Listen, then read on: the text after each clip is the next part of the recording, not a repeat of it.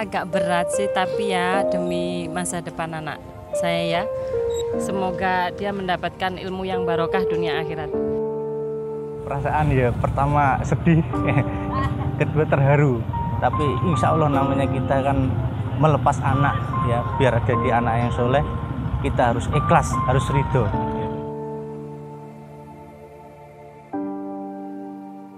Soalnya ya nggak senang gitu, ditinggalin orang tua kayak sedikit sedih-sedih. Ya nggak mau nangis gitu ditinggal.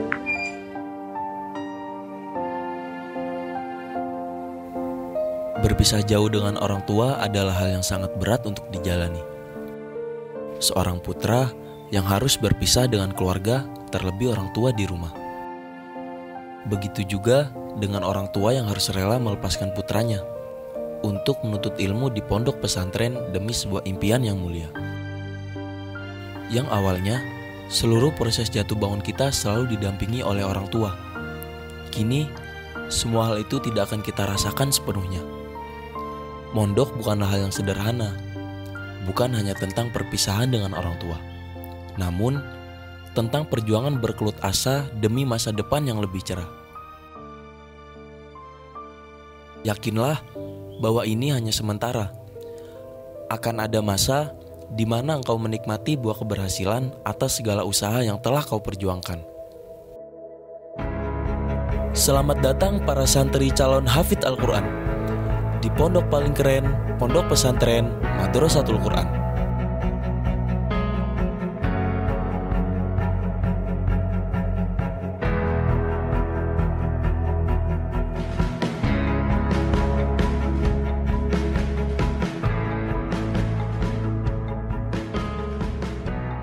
Tanggal 13 sampai 16 Juli 2022 adalah waktu di mana santri baru datang di pondok tercinta.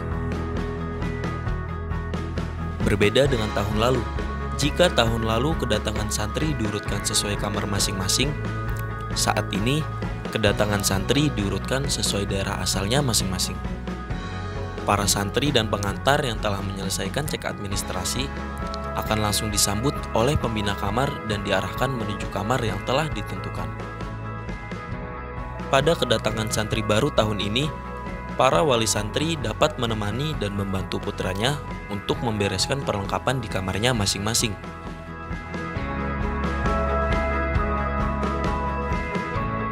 Kedatangan kali ini yang jelas berbeda dengan 2 atau 3 tahun kemarin. Mungkin kita menyikapi untuk tahun ini kita sudah mulai normal, sehingga wali santri sudah bisa masuk sepenuhnya ke area pondok. Jadi nanti juga wali santri bisa menyiapkan, membantu santri-santri baru untuk masuk kamar, mempersiapkan barang-barang yang ada seperti tahun-tahun dulu sebelum masa corona itu. Jadi insya Allah persiapan yang ada ini sudah matang, tinggal melalui proses. Semoga nanti berjalan dengan lancar.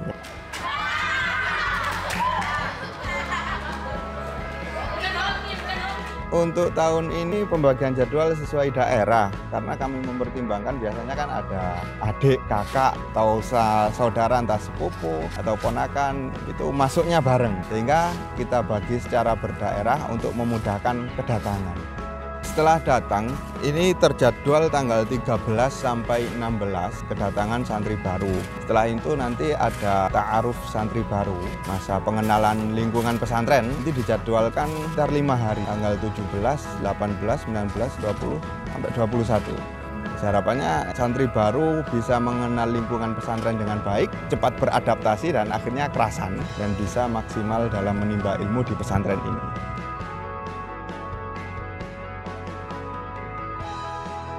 Kalau pesan-pesan untuk santri baru, karena sifatnya masih baru, ya semoga kerasan, mudah beradaptasi, tata niat dengan sebaik mungkin apa tujuan berangkat dari rumah, sehingga niat awal yang baik ini akan menguatkan langkah selama berproses di pesantren Madrasatul Quran. Assalamualaikum warahmatullahi wabarakatuh. Terima kasih telah memberikan kesempatan kepada saya di sini sebagai Ketua Asrama Jannatul Firdaus. apa saja persiapan yang telah dilaksanakan oleh para pembina asrama Jannatul Firdaus sebelum kedatangan santri baru tahun ini. Persiapan yang pertama, jadi seluruh pembina telah melaksanakan pelatihan atau magang program kepembinaan selama 1 minggu. Tidak hanya itu, semua pembina juga melaksanakan studi komparatif yang ada di Pondok Pesantren Mazra'atul Luwo di Pare mengenai sistem-sistemnya. Untuk persiapan para pembina asrama Jannatul Firdaus yang kedua, jadi sebelum kedatangan santri baru tahun ini, para pembina serentak untuk membuat para santri dan para wali santri merasa nyaman dengan melaksanakan ro'an bersama di lingkungan asrama Jannatul Firdaus.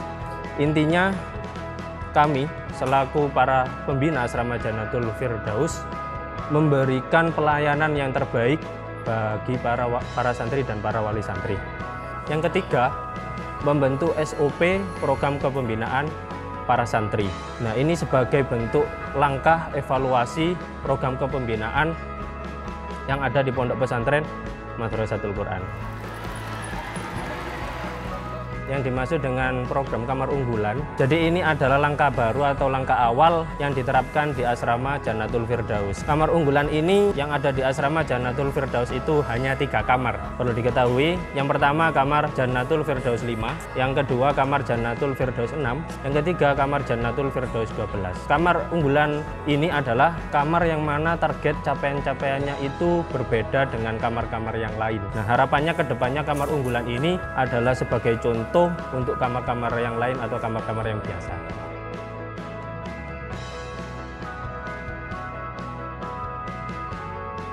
Untuk perbedaannya kamar unggulan dan kamar yang lain atau kamar yang biasa, yang jelas yang pertama kamar unggulan itu pembinanya ada 2 ya. Yang kalau kamar biasa itu pembina kamarnya hanya 1 ya. Kalau perbedaan lebih jelasnya untuk kamar unggulan adalah yang pertama, target capaiannya di tahun pertama untuk kamar unggulan adalah mampu memahami dan membaca kitab kuning. Ya. Untuk target capaian di tahun kedua untuk kamar unggulan adalah santri sudah khatam Al-Quran 30 juz. Jadi untuk pembina di kamar unggulan ini tidak hanya menemani para santri belajar Al-Quran, setoran Al-Quran di kamar saja, tapi juga nanti menemani para santri untuk belajar Al-Quran di sekolahan juga di tahun kedua.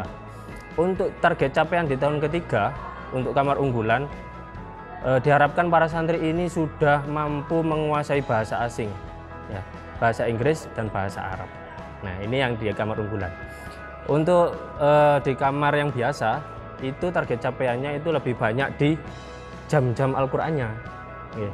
Untuk di tahun pertama, untuk kamar yang biasa ini targetnya sudah hafal Al-Quran, juz 28 dan juz 30. Nah, mengapa di Pondok MQ ini dari juz belakang ya, dari juz 28 dan juz 30, yang saya alami dan yang saya dengar selama mondok dari guru-guru saya, santri kalau sudah hafal juz 28 sampai 30 itu nanti menghafal juz depan dari juz 1 sampai juz 27 itu mudah. Dan itu yang saya alami memang benar-benar mudah. Ya. Untuk target capaian yang kedua, untuk kamar yang biasa ini santri diharapkan sudah hafal juz 11, juz 1 sampai juz 10. Ya. Untuk target capaian di tahun ketiga, santri sudah hafal Al-Quran juz 11 sampai juz 20. Jadi kurang lebih selama 3 tahun untuk kamar yang biasa ini santri sudah hafal Al-Quran sebanyak 23 juz.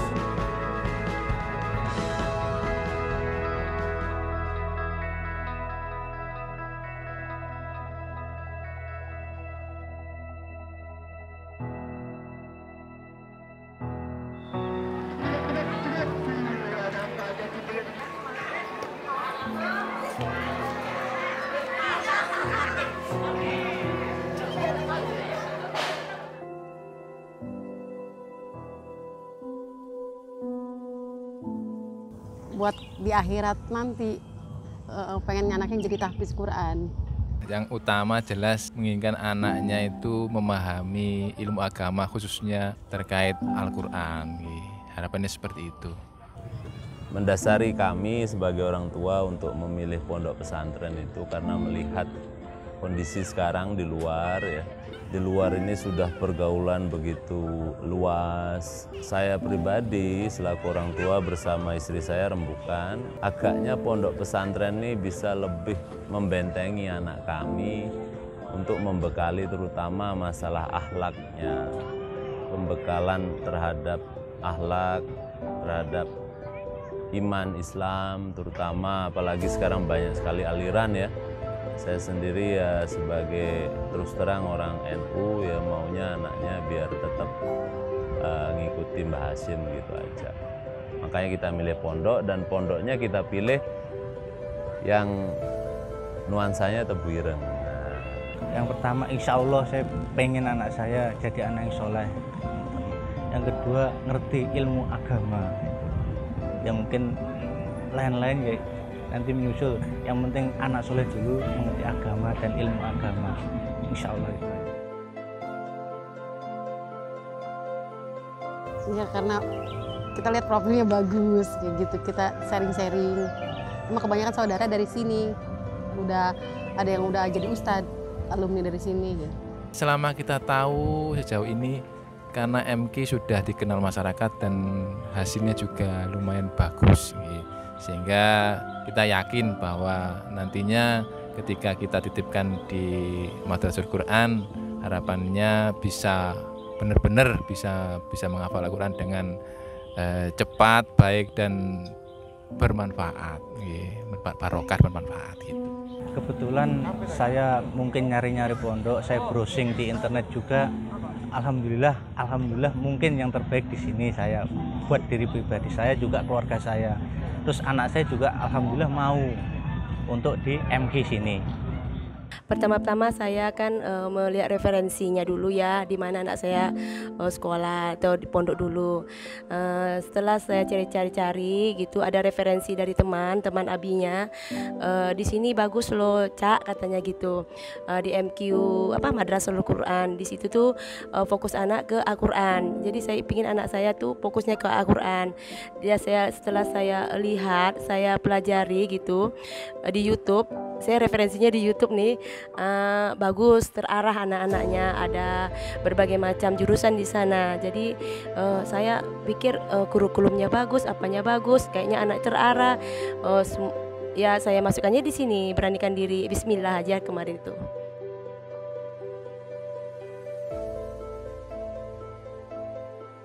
Campur aduk, apalagi anak satu-satunya.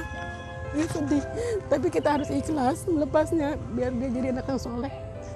Ya buat banggain orang tuanya, walaupun berat hati ya. Kita harus ikhlas. Ya bergembira bisa diterima, alhamdulillah bisa diterima di pondok. Tapi nggak sedih harus berpisah sama anak. Lagi bontot. Tapi insya Allah saya, alhamdulillah saya bersyukur sama Allah bisa diterima di pondok MK bersama kakaknya berkumpul. Ya kalau secara perasaan sebagai orang tua ya secara naluriah itu berat sebetulnya. Tetapi karena memang ini demi kebaikan anak, demi kebaikan atau untuk melestarikan ilmu agama khususnya Al-Quran, ya mau nggak mau kita harus rela nggak rela istilahnya, rela nggak rela ya dengan berat hati harus ikhlas melepas anak untuk dibimbing, dididik di lingkungan yang bisa mengarahkan pendidikan Al-Quran yang baik dan benar gitu. Perasaan saya ya mengikhlaskan, merelakan anak di sini gitu kan. Anak kan di sini kan untuk belajar bukannya untuk ngapain-ngapain. Kalau kita ikhlas sebagai orang tua pasti anak akan berhasil nantinya, itu saja. Pesannya mama, Dek Ino baik-baik di pondok sama kakak. Doa mama selalu buat adik Vino sama kakak di pondok. Selalu hormati gurumu, ustadzmu, dan sayangilah teman-temanmu, juga lingkunganmu di sini. Jadilah contoh yang baik bahwa harus senantiasa saling menghargai satu sama lain.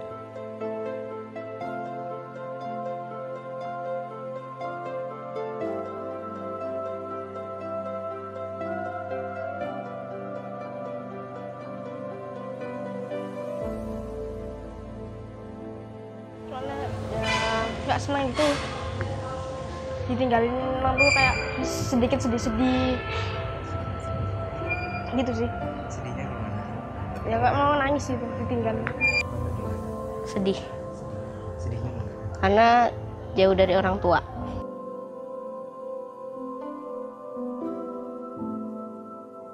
Semoga sehat selalu.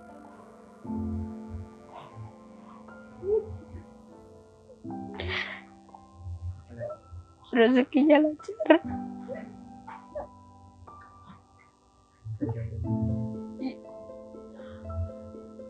Ada semoga aja beri doa terus untuk saya agar bisa sukses ke depannya sambil bisa menghafal Al-Quran 30 juz.